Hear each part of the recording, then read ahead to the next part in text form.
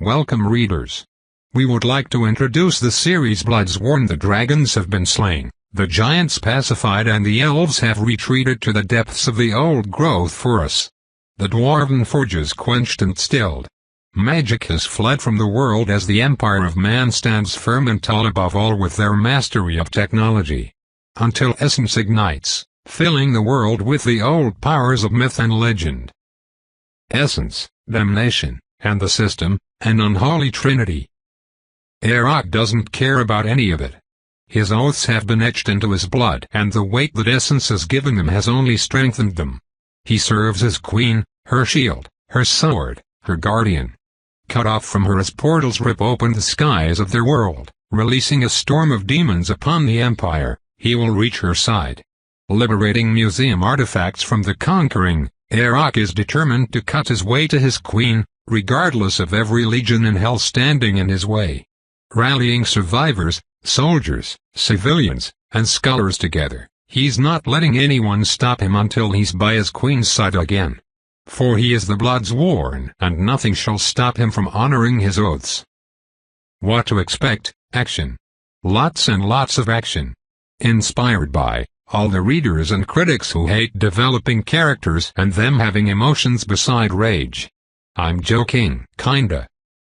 Truly inspired by the great characters of Doomguy, Master Chief, and Kratos.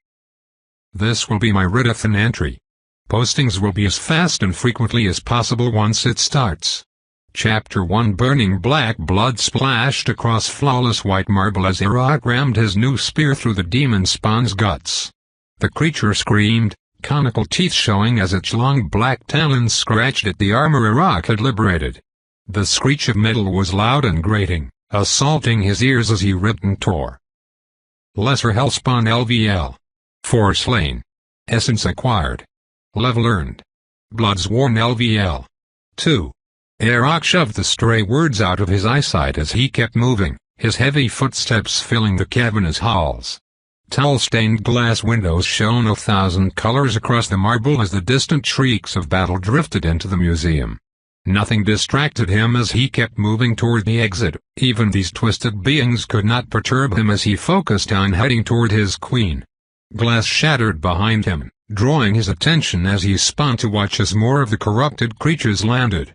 Arok didn't hesitate as he charged the cursed trio, his clanking form drawing their sulfur yellow eyes. A roar burst asunder, singing forth from his lips as he called upon the old gods to aid him. The long spindly creature closest to him staggered back, swiping at him with talons black as sin. The heavy kite shield on his opposite arm rose and the talons scraped ineffectively across its mirror finish.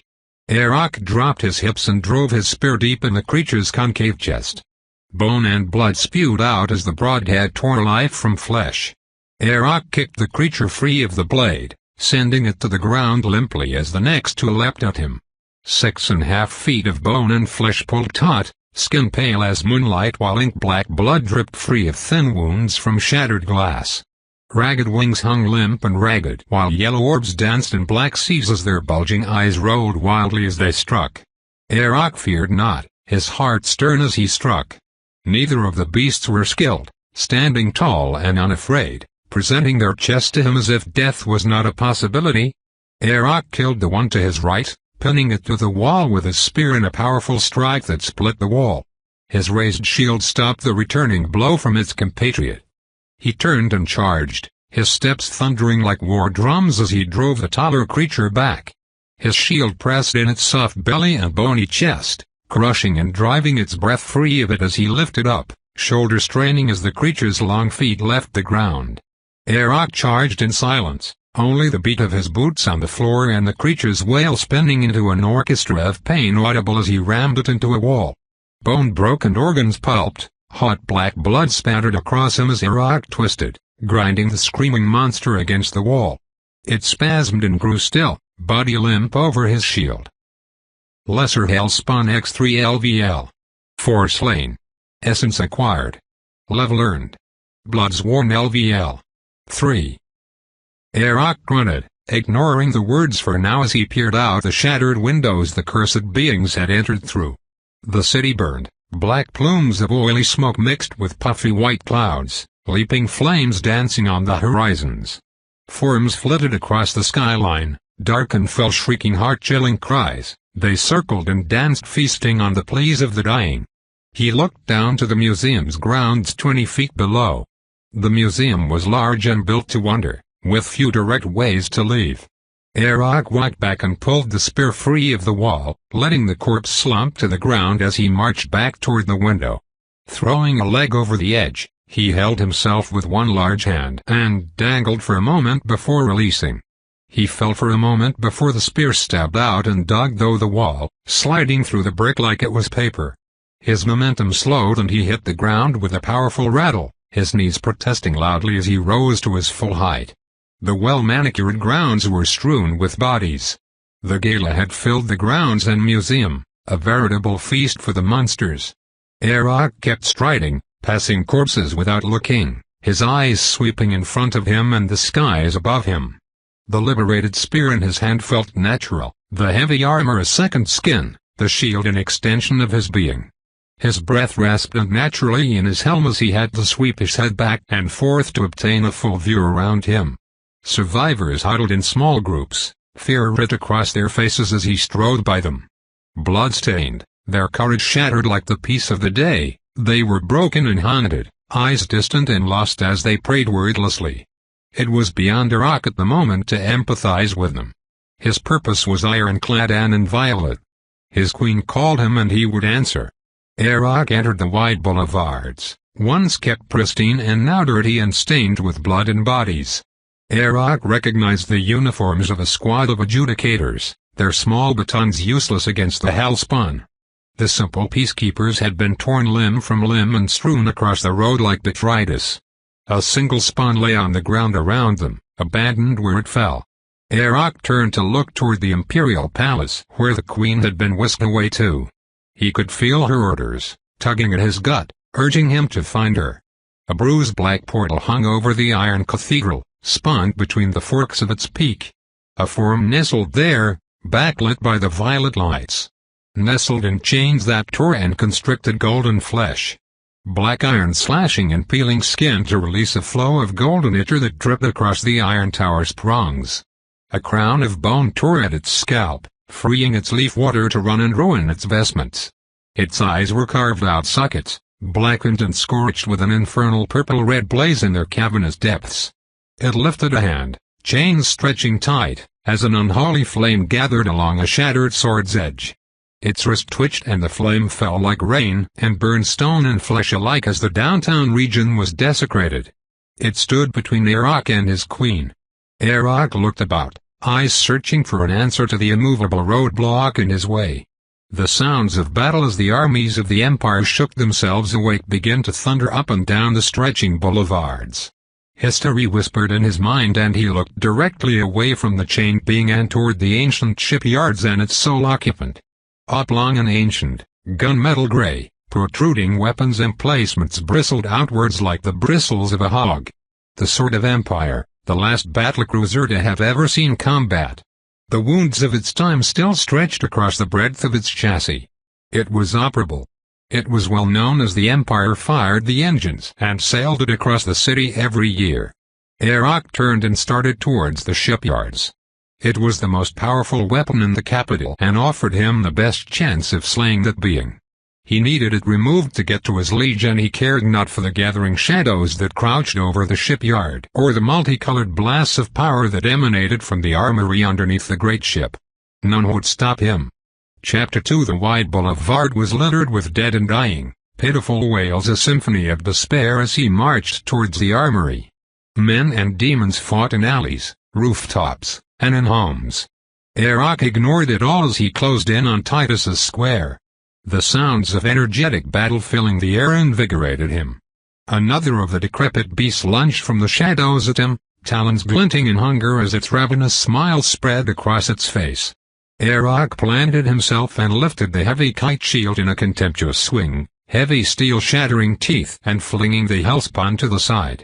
It lay in a crumpled mess, blood and saliva oozing from its mouth as it spat a wad of chipped and broken tooth fragments out.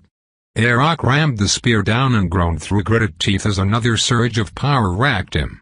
He turned away from its still corpse and looked around the wide boulevard and the towering buildings of white stone around him. Chaos and death all around him, but for the moment he stood alone and unchallenged. Every person that he measured, words appeared over their head, highlighting who and what they were. Classes, levels, rarity, weapons, all of the information flowed with ease.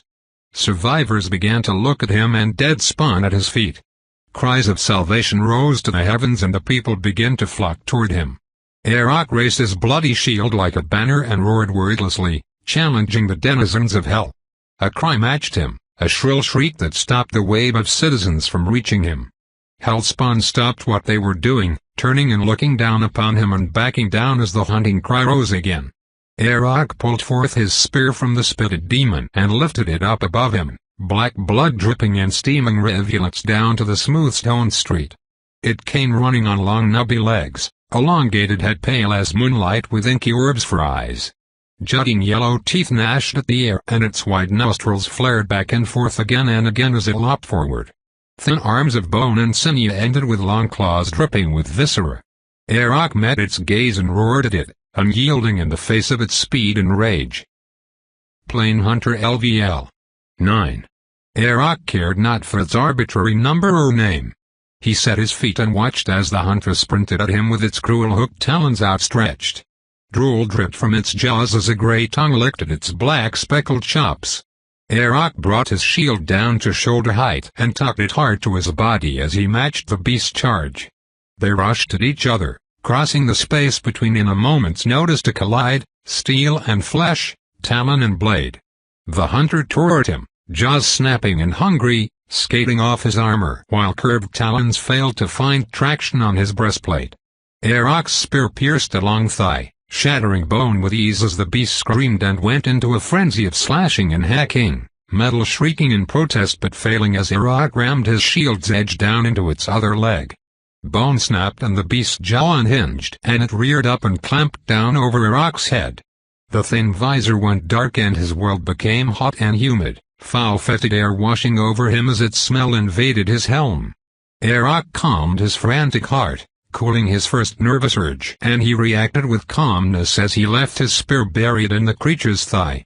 He balled up his now free fist, feeling the ancient steel shifting over his knuckles. Metal met flesh with a meaty smack, echoing through the air as Arak began to hammer the beast. The grinding of the fangs on his helm, the pressure on his skull, the feeling of blood over his fist.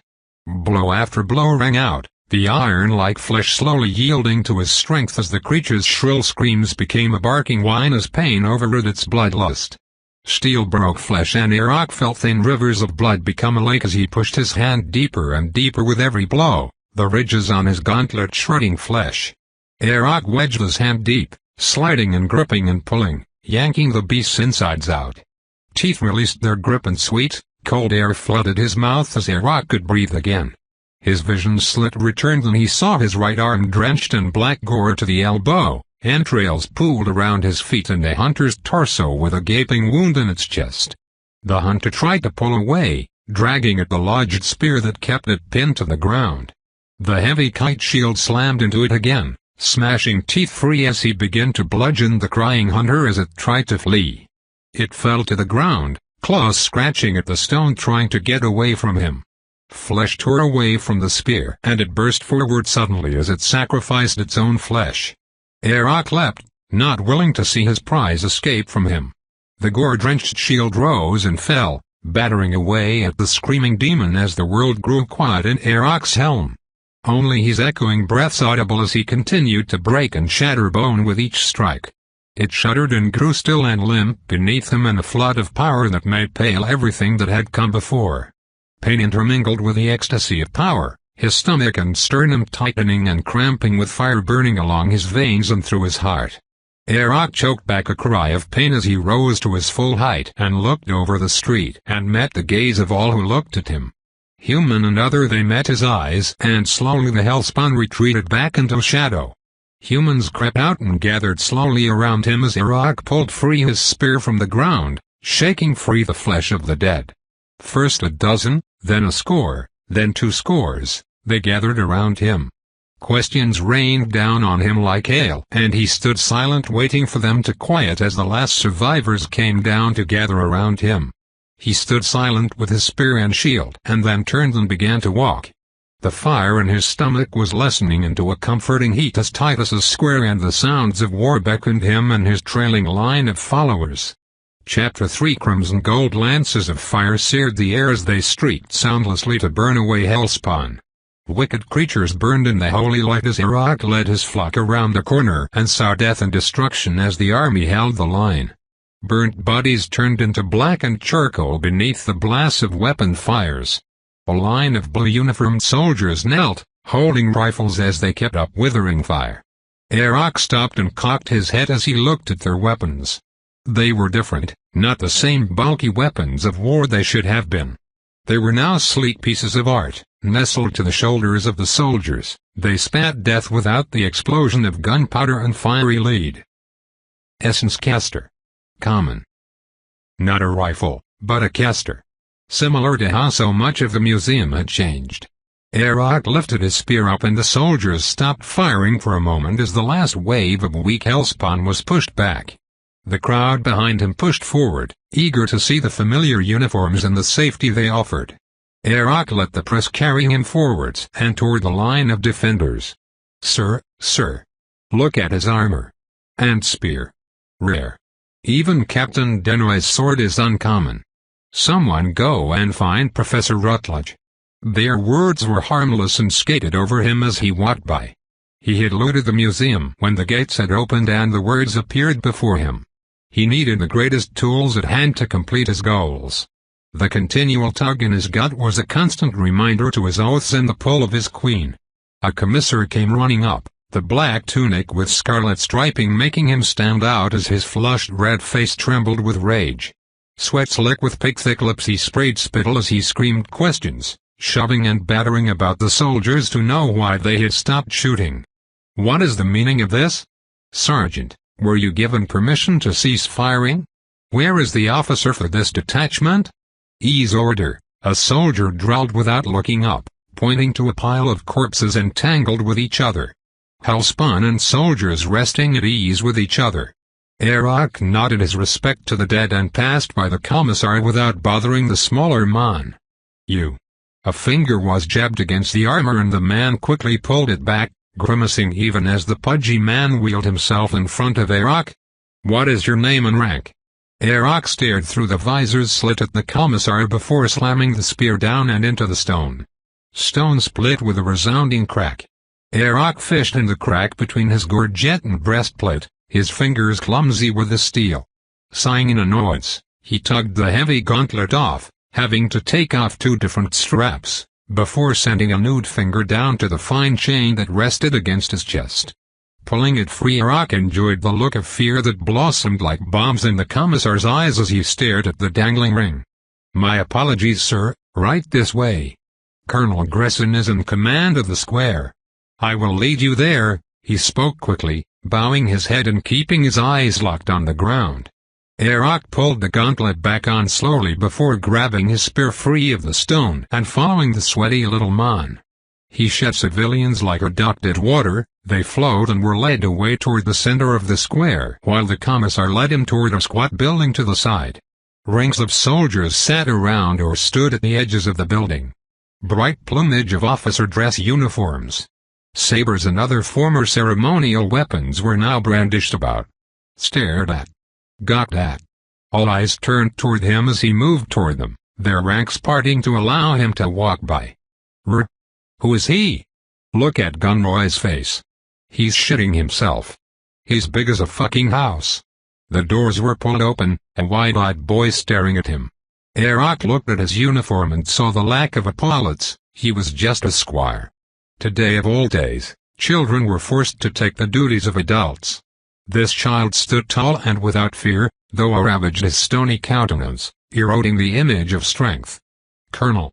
Colonel! Someone get me the colonel, Gunroy screamed about, kicking down at the junior officers who were scattered about, working desperately.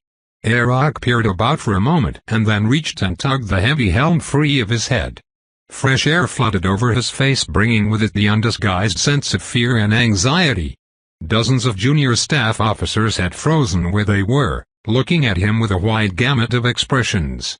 A single iron-grayed man stood in the center of the chaos like a boulder in a storm. He spun slowly, contempt dripping from his face as he stared at the commissar. "Yes, Gunroy." "An iron ring-bearer, sir," the commissar babbled, his words running thick as honey. He waved a pudgy hand at Arak, and every eye quickly shifted to look at the ground except for the colonel. "What can I do for a bearer of the Emperor's will?" the colonel asked slowly. Arak leaned his spear against a desk, laying his helm next to it. Then the shield was finally lowered and he worked the straps that kept his gauntlets secure.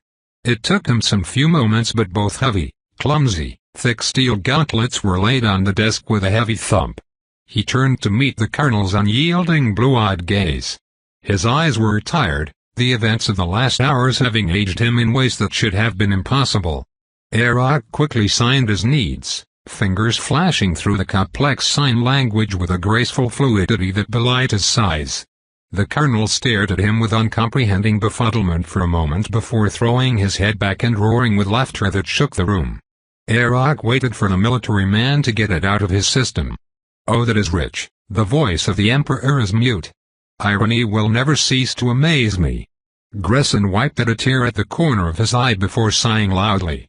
He looked around at his trembling officers, who stood bracing themselves for an explosion of tempestuous rage.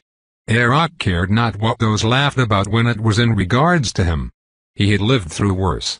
"What are you dumb lunks doing? Go and find me someone who can interpret sign language. Go find one of the professors, one of them must know it." Chapter 4. Arak stood with the patience of an oak tree, silent and resolute against the chaos of the world. The screams and cries of the dying splashed around him as he watched over the square, waiting for the professors to arrive. The mass of humanity was packed tightly, squeezing each other, praying to lost gods. All of it a jumble of despair and fear as soldiers fought with grim determination, refusing to back away even as the abyss beckoned them forth. The helltide never stopped. The silent bolts of the casters were a definitive ending to each of the targets, and Arak watched as the soldiers' levels grew. He glanced at his own numbers before dismissing them. He was never one to leap to conclusions and toward anything unexpected. He could wait and see what the numbers did and then move forward when he had confirmation. Finally, the sea of flesh parted and a harried-looking soldier came trooping up, a pair of civilian-looking people right behind him. Both wore nice, if now rumped and dirty, clothes. They had the faintest resemblance to military dress uniforms, but not as crisp or decorated. Pale creams with black trim, the crest of a black raven holding a scroll in its golden talons. The professors had finally arrived. "Excuse me, sir. Bloodsworn?" the younger of the pair asked. His soft features were plain aside from a nose of terrific size. Soft blue eyes were underscored by black bags, and his rumpled black hair was hardly long enough to touch his shoulders. Arak signed to him a brusque greeting and then nodded toward the awaiting officer corps. The second professor was old, face lined with crags that a mountain climber could explore. Frizzy white hair exploded off her head in a wave, still thick and alive in her ancient age. Glasses as thick as a battlecruiser's armor expanded her brown eyes to the size of saucers as she walked with the assistance of an ebony cane capped with silver. The handle had been worked into a sleek raven with rubies as its eyes, the gold talons transitioning into the haft of the cane. Genetic aberration, Julius. Simply look at the size of this one. Mother must have bedded a giant. You. Yes, you. I know you can hear me. Turn around and bend down so an old lady can see you. Her voice was a whip crack, fierce as the frost in the darkest days of winter. Arak found himself obeying without pause, his body conditioned to responding to commands. His helm came free as he bent his knees to meet the old professor's gaze. She didn't flinch as so many others did, for he knew there was much to flinch from. Maybe quarter giant. Bone structure is right, nasal cavity is the appropriate girth, brow is wide enough. Iron ring holder too? That newest queen, she comes from the polar fields, does she not? A guardian sent with her then, Arak simply raised an eyebrow at her and rose to his full height, pulling his helm back on. His origins were for him and his queen alone. Finally. "Please, I wish to know what the Iron Ring bearer has to say," Colonel Gresson pleaded. In the intervening minutes since Arak had stepped outside, the aging colonel seemed to have wilted further. Arak turned and met Julius's eyes and began to sign efficiently. There was a minute part of his that enjoyed the soft man's widening eyes as he parsed out what Arak had to say. He wishes to go to the battlecruiser. The Sword of Empire. And? Captain her. He says a broadside of the cannons to clear the creature in the rift, and then we fly to the palace to save the imperial family. Oh. Is that all? Gresson asked, his face having paled. No sir, he also wants all information accumulated about what is happening with levels, weapons, and anything of that nature along with a general report of the status of the soldiery. I know little of what is the devilry happening today. That'd be better left to you two, Gresson said, nodding at the two professors. As for the state of the soldiery, 2 hours ago this event started. General Conroy ordered this battalion out of the mid-city barracks and to secure this square 1 hour and 45 minutes ago. We have discovered that our rifles have been changed. Officer sabers, sidearms, knives, all of it has undergone metamorphosis. The rifles use essence generated from the troops. Somehow, we have sustained heavy casualties holding the square, but our perimeter is finally secure. Arak signed to Julius and watched with a grim grin as the man licked his lips nervously before glancing at the colonel. The Bloodsworn wishes for all available troops that can be spared without losing operational security here. He will lead them on an attack on all forces between here and the armory and attempt to re-establish contact there. I have few men. Lieutenant Nevia. Gresson barked and Arak watched as the smallest soldier in the area bobbed and weaved through the crowd, an energetic spring in her step. Platinum blonde hair and a button nose, freckles spattered across her face and serious aquamarine eyes. A curved saber rested on a slim hip, the handle not decorated as most ceremonial blades were. The handle was wrapped in sweat-stained leathers, no embossing on the scabbard. It was a true utility weapon. Sir, she snapped a crisp salute and then glanced nervously at Arak. Rouse your men, grab as many adjudicators as you can reasonably rally. Also the commissar should go as well. Understood, sir. Where are we going? Escort mission for the big guy. What is your name? Gresson asked suddenly, his iron will rusting away by the moment. Arak flashed an annoyed sign to Julius. He says he is the Bloodsworn. Wonderful. You will be escorting the Bloodsworn to the armory and to the battlecruiser. The battlecruiser, sir? Yes. The Bloodsworn shall take it and use it to kill whatever the hell it is in that portal. Does she still fly? Are the cannons operable? That's not your mission, Lieutenant. Your mission is to escort the Bloodsworn to the ship. The ship is on him. Yes, sir. She snapped off another crisp salute and bounded away, already roaring out orders to gather her platoon to her. Now that they are done with their prancing about, I can interest you in my knowledge of what has arrived, the old professor said with a wide smile. Arak had the feeling he was looking down the maw of a ravenous beast, itching and eager for its next meal. A new power source, or possibly an old one, has arrived and infused the world. Old magics are stirring. I saw some fool practitioner actually use his powers for once. Julius, be a dear and jot this down.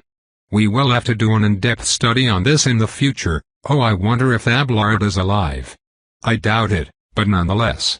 Where was I? Oh, yes, energy. Arak had to refrain himself from rolling his eyes at the act the woman was putting on. He could see it, the way the others relaxed around her, leaning in to support an old woman in her dotage. Fools all of them. Essence. Now from what I've been able to observe it seems to be in the air. Soldiers are able to gather it slowly and use it fire through their rifles. Casters now I should say. Now, on average, they're gathering enough energy to fire one bolt every 8 to 8.5 minutes. Those who are stronger, whose levels have increased, have reduced that time to slightly below 8. They are also reporting that they can infuse their bodies with this essence to change themselves. I will need to find and slay one of these hellspawn to confirm this. BloodSworn, oh what a foolish name. What name did your mother whisper to you in your cradle of bones? Arak didn't ask how she knew he was rocked to sleep in a cradle of wyvern bones, he just signed to Julius. Arak, oh how wonderfully drab. Arak noted she didn't wait for Julius to translate. Oh look, the soldiers are here. Julius, it's time to go, Arak is taking us to the ship. I want you to take notes as we go, especially on how levels work. Yes, ma'am, Julius said while Arak had to ponder how she had attached herself to their group and no one had objected. Chapter 5 Arak turned the corner and jerked his head back as the side of the building erupted into spray of stone splinters. A 4-arm-long, yellowing bone spear exploded in a wave of razor-sharp shrapnel, pinging off his armor. The half-dozen adjudicators behind him weren't as lucky, their thin uniforms offering no protection. Shrieks of pain resounded, echoing off the canyon-like alleyway they had been herded into. Arak spun around the corner, shield rising to cover his head, and charged the abomination that sat perched like a toadstool down the street. 8 feet tall and just as wide, its bulbous body puffed up like a balloon and essence shone around it, crimson red in the light of the sun. Arak made it 2 more steps before all the essence condensed into the creature's body, sucked away like a whirlwind. New bone splinters rose out of its saggy skin, sharp and gleaming as the demon expanded to its limit. Demonic Bone Spitter LVL 7. The bone hammered into his shield, stopping him in his tracks as his entire left side went numb. Growling in his throat, he shook his arm out as he continued toward the now deflated sack. Essence was gathering around it again, but its short legs couldn't move itself fast enough as Arak closed the distance. Hellspawn came running at him, all bones and bloody talons, screeching as they tried to step in front of him and the organic artillery piece. His spear shifted, flashing in the light of the day, and bodies fell to the ground as he cut through them like a thresher through wheat. The weak monsters were battered and tossed, their broken bodies hitting the stone buildings and failing to withstand the impact. The bone spitter began to inflate again, air whistling into it, pulled by an orifice underneath the layers of baggy skin.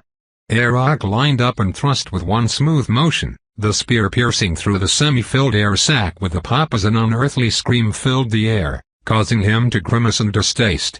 He twisted the spear, ripping it free with a spray of itcher as the alert came that the demon was dead. Arak turned back to the alleyway where they had been pinned down and waved them forward. It was the 5th bone spitter he had been forced to kill in the last hour, the monsters clinging to rooftops and throwing missiles down with deadly accuracy. His heavy armor was the only thing allowing him to stand against them, otherwise their expedition would have been left in puddles of blood already. Something with intelligence is hurting us, Professor Rutledge hypothesized. The old academic walked with little assistance from her cane and peered around the world with sharp eyes. She prodded at the deflated bone spitter and then looked around wildly. Julius. Julius. You fool boy, what are you doing back there behind the soldiers? You will go nowhere in your field if you are always lagging behind. Now get up here and tell me what you have observed of this monster. Rutledge's voice cracked like a whip and even the soldiers parted around Julius, exposing him to her wrath. Arak kept moving up the street as the voices of the academics followed behind him. We have witnessed that gather what we can only assume is essence, and then use it to spit spears of bone at us. As its name indicates. Is that all you observed? No wonder the archaeology department hasn't produced any papers in a decade. If only Abelard was alive. Arak tuned them out as he watched the intersection. Many of the hellspawn had fled as they marched, too weak to stand against either the concentrated caster fire, or his spear. That hadn't stopped their ransacking of the city. The screams of the dying still filled the air and battle was being met everywhere he turned to look. The glow of the rift competed with the sun as the chain being lounged in the boundaries. The iron cathedral had begun to glow as the metal heated, but few dared move in the direction. Fire rose from bursts of lighting from the creature's hands and huge swaths of the imperial city burned, black ash rising to choke the sky. Sir, we've sustained heavy losses. Almost all of the adjudicators are injured. We should retreat and regroup. There's plenty of citizens who need help as well. We can establish a defense point between the armory and the square. A rally point. Nevia's words were as useful as pissing in the wind. His goal was immutable. He shook his head and pointed his spear down the interconnected street. He had been swayed to follow the side streets and try to avoid fights as the small command had been fearful of facing the Hellspawn in open confrontation. For too long they had wandered, scuttling around in the dark as they tried to avoid the invaders. No more. Arak would cut his way through the horde to reach the armory and the guns of the Sword of Empire. Infernal Soldier LVL 12. Infernal Soldier LVL 11. Infernal Soldier LVL 13. The road he looked down was filled with them. True soldiers and not the mindless horde they had been fighting so far.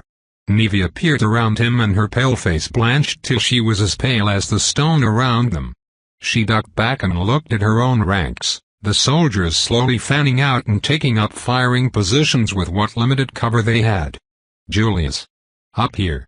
Nevia barked, waving her hand to the berated professor. He bowed and bobbed and babbled apologies as he fled from Rutledge to race to them. Julius looked between the two of them before peering around the edge and seeing their newest foe. He held back a shriek of fear as he quickly slithered back behind the false security of the stone buildings. They are higher than everyone. Even Arak. We need to go around them. I am hesitant to agree with him, Ring-Bearer, but we have confirmed that there is a correlation between strength and levels. If that Bonusbitter is only a 7, then I fear we lack the necessary strength to overpower them. At least while maintaining the strength needed to accomplish your goals. Arak looked at his own floating numbers that he had been ignoring so far. Julius and Rutledge had been hard at work, extrapolating every iota of data they could from the soldiers and their own observations. He had listened as they spoke, theory and hypothesis flying forth with little confirmation. Arak had been willing to wait, but the soldiers who had used their levels had experienced boosts in strength. The infernal soldiers were in his way and was done working around and to the side, lengthening his journey to the armory. He had been content to wait to fully understand what the levels would require for him, but he needed the strength they offered and he needed it now. He signed what he was going to do and Julius and the professor's jaw dropped as he quickly spun to Nevia. Arak hasn't used his levels yet. He's going to take them and then says we're going up the street. Your soldiers are to deploy on either side and box the enemy into a crossfire while he goes down the middle. He's been doing all this without using essence? By the gods, he's a monster. Nevia's whisper was loud enough for Arak to hear but he paid it no mind. He was born and bred for war. Whether it was on the ice caps of the polar fields or in the streets of the Imperial City against the soldiers of hell, none would stand before him. Chapter 6 Moments passed as Arak retreated away from the intersection. Lieutenant Nevia's platoon moved up to secure it without alerting the infernal soldiers down the street. Julius stuck to Arak's side like his shadow, the two men going to where the Bonusbitter lay in a deflated sack. Rutledge was kneeling on the hard stone, her wrinkled hands prying at the monster's leathery skin. Professor Rutledge, Arak hasn't used any of his level gains. Julius spoke quickly, eagerness and desire for praise evident. The old woman looked up, eyes sharp as she rose smoothly to her feet. I wonder. Tell me what the screens reveal. Rutledge walked to put her back to a building and watched as Arak struggled for a moment, hands swiping the herb before Julius helped him. Sir BloodOath, it's activated with thought. The soldiers struggled at first as well. Arak lowered his hands and thought of the screen that had so often impeded his vision. It burst forth and filled his eyesight, and for the first time Arak actually read what it had to say. Essence has been detected and the system has been deployed. Welcome to the... Arak scrolled through paragraphs of explanations of what was happening. He cared not for any of that. Let the academics pore over the words of this system and see what truths they could discern. Arak needed strength. He got to the end of the introductory essay and skimmed it. The system will help you properly allocate essence to grow stronger and master new abilities. Choose wisely, not all paths are suitable for you. Arak? BloodSworn LVL. 6. Physical attributes. Strength, 14. Vigor, 15. Durability, 14. Perception, 11. Processing, 9. Essence Command. Channeling, 1. Potency, 1. Core, 1. You have no command of essence at all? You're how strong? Julius and Rutledge's voice overrid one another as Iraq signed to them what the array of numbers were. Giant's blood perhaps. Even in the old texts, giants wielded little in the way of magics. Rutledge was looking off to the distance even as the last of the standing adjudicators spread out around them, forming a wall of flesh around the old professor. The highest strength I've been able to record so far is from Sergeant Harveth, and he was only an 8. Iraq shrugged. He had always been the strongest human passing person he had met. He didn't need floating numbers to tell him that. How many attribute points do you have available? From what we've seen, the points differentiate with what your title is. Julius was finally seeming to come out of his shell, his spine straightening as a fever infected his eyes. They glinted with something besides fear and doubt for the first time all afternoon. Curiosity. BloodSworn. Bound by oaths etched into your very blood. Genetic modification and previous vows interfere with essence casting. Physical attributes are recommended. Aura skills are recommended. 5 free physical attribute points per level. Or 3 essence command points. 1 skill every 5 levels. Iraq. BloodSworn LVL. 6. Strength, 25. Vigor, 20. Durability, 18. Perception, 15. Processing, 15. Iraq ignored all the essence command attributes as he felt his body shift. The fire that had been burning in his veins since he killed the first of the Hellspawn burst forth in an inferno of agony, scorching him as he changed.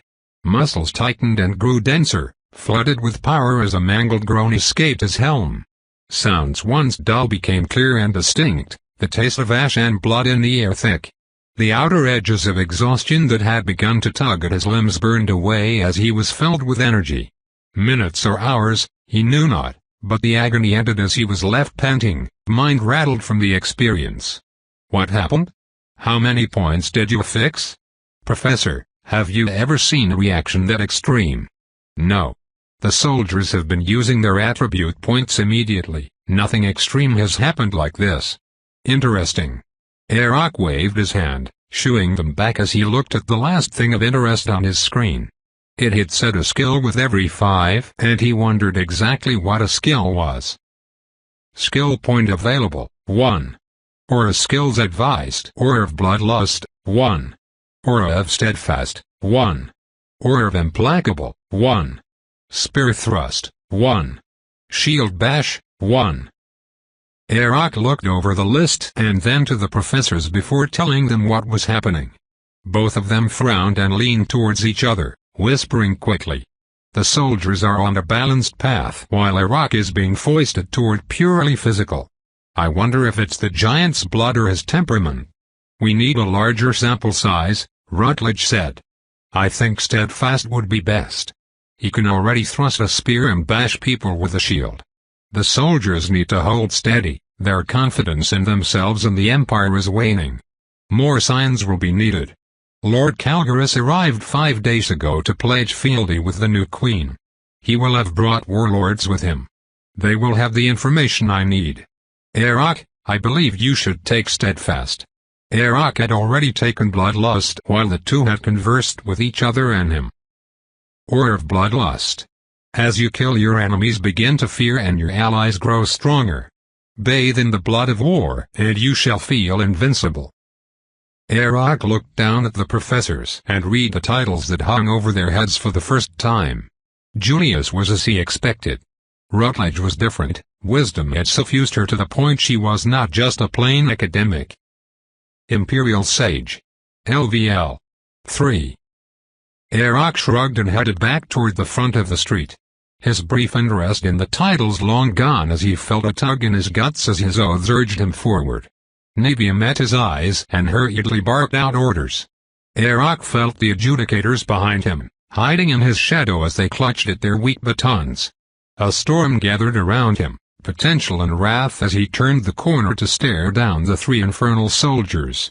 100 meters down the abandoned boulevard, the three spun to meet him as Iraq broke into a trot, his body more responsive than he could ever remember. Each strike of his foot propelled him further, the weight of the armor negligible as he lifted the shield to right below the visor. Lean and mean, dressed in blood-red leathers, studded with black iron, the three infernal soldiers were similar in appearance to the Hellspawn. They lacked the wings and their frames were thicker than the emaciated creatures that plagued the skies. Wide elongated skulls, hairless and bare with sulfur yellow eyes and black sclera. Two held long spears, slender and crafted of oily, black, wood with a violet spear tip that sucked in the light. The third, and most powerful, carried a slender blade styled like a rapier, composed of the same purple metal as the spear tips. The soldier led with the tip dancing, making lazy circles in the air as they rushed at each other, Iraq's eyes drawn toward the needle-thin point. Gold-red heat seared by him, splashing harmlessly around the leathers. Thin conical teeth showed in a flash of a smile as the soldier's caster fire rained harmlessly off the three demons. Iraq smiled in return as the strange trance was broken and he lifted his spear and roared as the four of them collided. Chapter 7 Iraq's world dissolved into screeching metal and snapping teeth. Hot, humid breath washed over his face as he was forced back. He caught the first spear strike with his shield and used his own spear to force the second attacking spear off vector. The rapier came close, striking at the place where his shoulder plates met his neck. Iraq jerked his head to the side and the needlepoint tip scraped enamel off his armor and slid past him as Iraq kicked the weakest soldier in the gut. The soldier jackknifed, bile spewed from its maw, chunks of flesh mixed with its yellow-orange stomach acid. Iraq twisted his spear, rolling his wrist to lift his spear tip up and over the top of the shaft of his enemy's weapon, and then he forced it down. The purple point clattered against the smooth stone boulevard as the demonic soldier strained against Iraq's strength. The rapier point came at him again, another long thrust aimed at his knee. The bottom edge of the kite shield clanged the rapier away from his knee while Iraq stabbed the second demon, using the demon's own spear as a guide. His spear ran up the length of the opposing spear and punched through the thick red leathers with ease. Screeching in rage and pain, it whipped its head back and forth and tried to pull back as the spewing soldier slowly regained itself, stabbing weakly at Iraq's head. Iraq blocked the blow and charged forward, shoving more of the spear through the shoulder of the demon, its screams of agony music to his ears. Caster fire singed the second spear demon's face. It pawed at its vulnerable eyes, backing away from Iraq. The space was enough for a dozen more bolts to hit the demon in the space of a second, the soldier disappearing in a haze of heat and fury. The rapier wielder jumped back, clearing 10 meters with a single bound. The impaled soldier looked about frantically, suddenly alone. Iraq smiled wolfishly behind his helm as he began to hammer the shield into the trapped demon. Bones cracked audibly, flesh was rent, and all the while the demon screamed. Iraq was forced to admit that the higher-level soldier demon was much more durable than the Hellspawn at the museum. 7 times the edge of his shield impacted its skull before on the 8th blow it finally collapsed. Slain. Concentrate fire on the spear. Leave the sword to the Bloodsworn. Nebia's bullhorn voice roared over the chaos of the fight. The casters emitted no noise as they sent bolts of energy out. Iraq's own breathing was the loudest thing he could hear, much different from the battles of the past. No explosions or crack of rifle fire, just the red-gold heat of energy burning the air before scorching its target. Iraq put a heavy boot on the dead soldier's chest and pulled his weapon free with a sucking sound. The rapier wielder looked at him with dispassionate eyes. Iraq raised his spear in salute and began to march upon it, intent for blood. Iraq felt the draw around him, the pull of essence drawing on him as he began to desire the fight more than honoring his vows. It was glorious. Euphoria and adrenaline. Life exerted to its fullest, where every breath reaffirmed that this moment was the greatest moment in one's existence. Iraq stopped, foot frozen in midair as he forced his mind free of the temptations of essence. Weight, responsibility, honor, each of them a lodestone around his neck, grounding him as he rode out the High of Essence. Arok's eyes never wavered from the demons as he fought back against the tide that threatened to sweep him away. Rapier flashed a tendril of purple fire condensed from the atmosphere, darting toward Arok as the soldier retreated. The fire burned out as it hit his shield, lacking in strength to pierce the rare grade armor. Arok's eyes burned into the demons retreating back as it turned a corner and fled, lost from sight. He looked over to the smoldering corpse of the second spearman. It was nothing more than charcoal, armor burned away as it lay in a collapsed heap. The pull of the essence faded away as he stood there, the drive to kill and spill blood lost.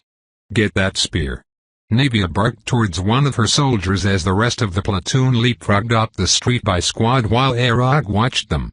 They moved quickly and efficiently, their casters swinging back and forth looking for a target as they closed in on him. They had found their confidence in killing the higher-ranked infernal, like direwolves dragging down a mammoth. Behind them the professors and adjudicators came around the corner, hurrying up to not lose the protection of Nevia's platoon. Julius looked queasy as he stared down at the two dead infernals while Rutledge passed by without glancing down, her cane tapping on the stone. "The runner is likely going to get help. We need to move," Nevia whispered as she caught up to him. Her slight form hardly reached his elbow, but she moved with a warrior's grace. Arok nodded and lifted his spear, pointing down to the end of the street to where the wide boulevard ended.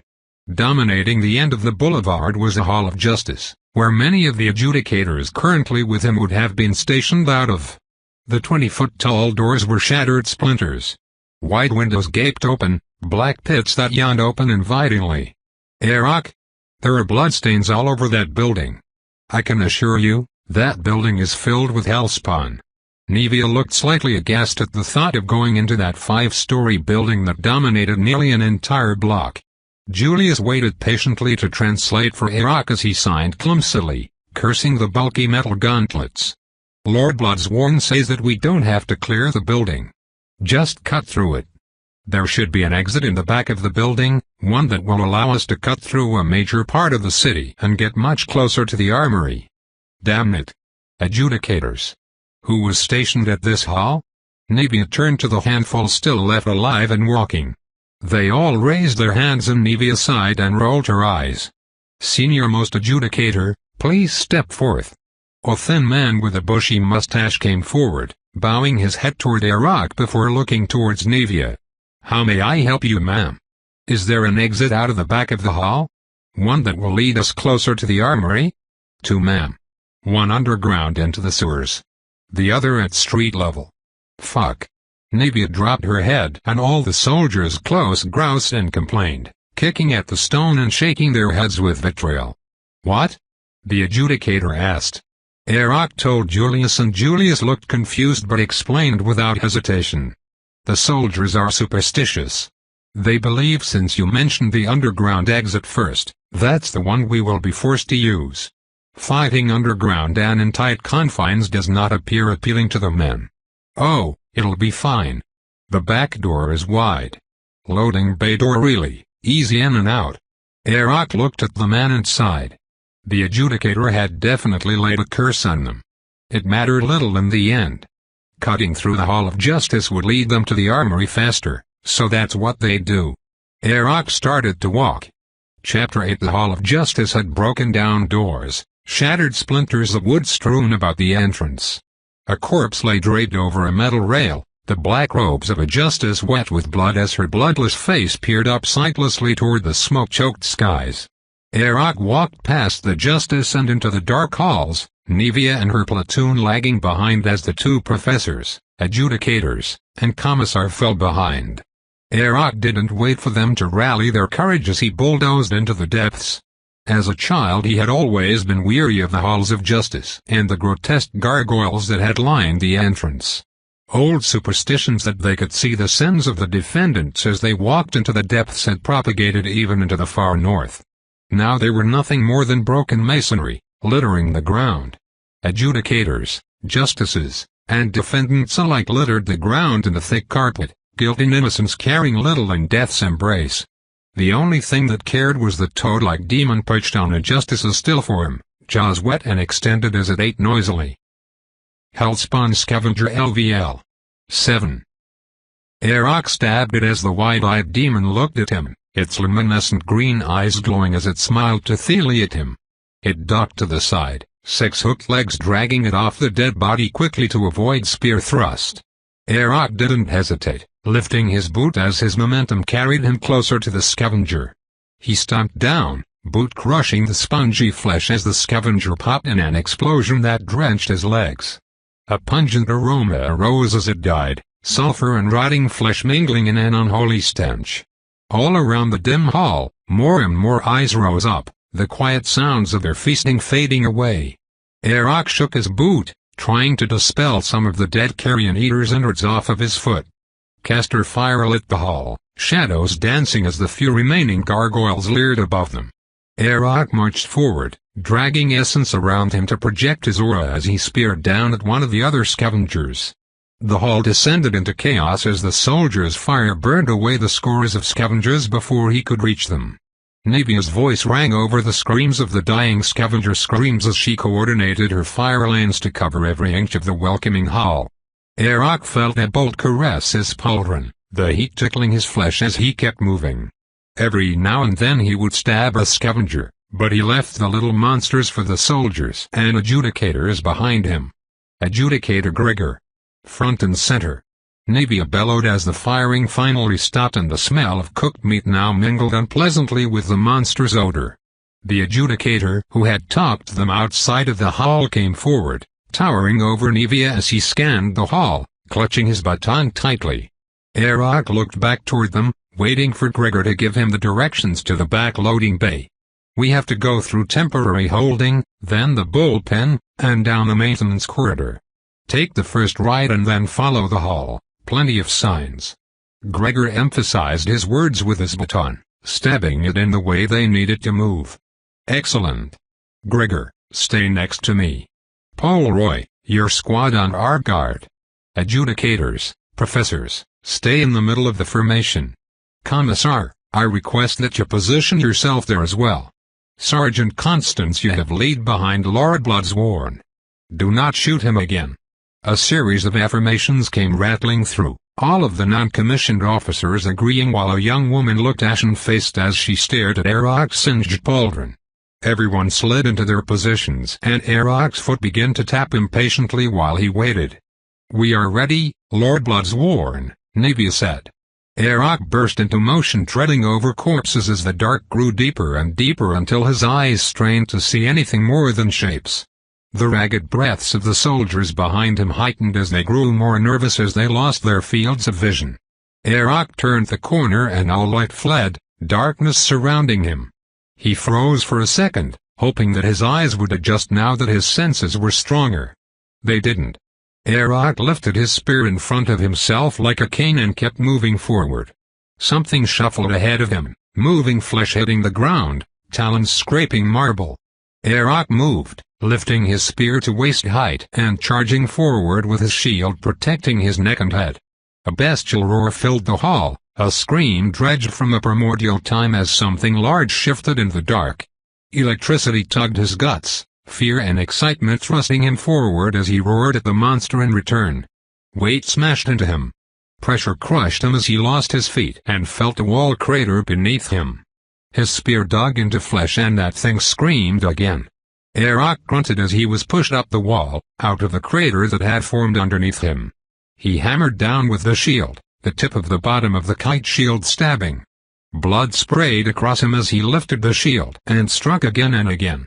In the darkness he could do little but keep hitting, striking with shield and fist, spear lost in the shuffle of the fight. Talons shrieked across his rare-grade armor, sparks flickering off him to 9 inches away. A bolt from a caster lit the hall, burning Arak's eyes as he got a firm glimpse of the monster pinning him to the wall. Green pebbled skin, long teeth, red claws grasping at him. The caster bolt hit the monster and the light disappeared as fast as it had come. Arak punched at where he had seen the monster's beady eye had been. Something squished under his fist and the resulting scream was pain and not a challenge of dominance. Arak smiled even as his ribs groaned as the beast continued to squeeze him. Arak straightened his fingers, forming a dagger hand and stepped straight down. The dull metal around the gauntlets met malleable flesh, and Arok scooped outwards as the beast began to thrash, finally releasing him to fall from the wall. Bolts filled the hallway, one after the other, as Arok saw the hunched-over monster reeling backward. It bounced off a wall as yellow blood flowed down its stubby snout. Arok's spear was pinned into a thick thigh. The creature's bent knees were white as plates, and its two long arms were disproportionate to its body, easily long enough to scrape the ground as it walked. Arok charged as his heart sang, finally challenged by something. He tackled it, wrapping his wide arms around the creature's waist as he drove his legs toward the wall. They struck with a teeth-rattling impact, and Arok grasped the spear protruding from the thigh. He pulled at it, wrenching it free in a twist and spray of blood. Teeth bit at his shoulder and neck, pain flaring through as the armor was pinched down and tore at his skin. Castor fire was being extinguished all around him as soldiers fired into the ceiling or down the hall rather than risk hitting him.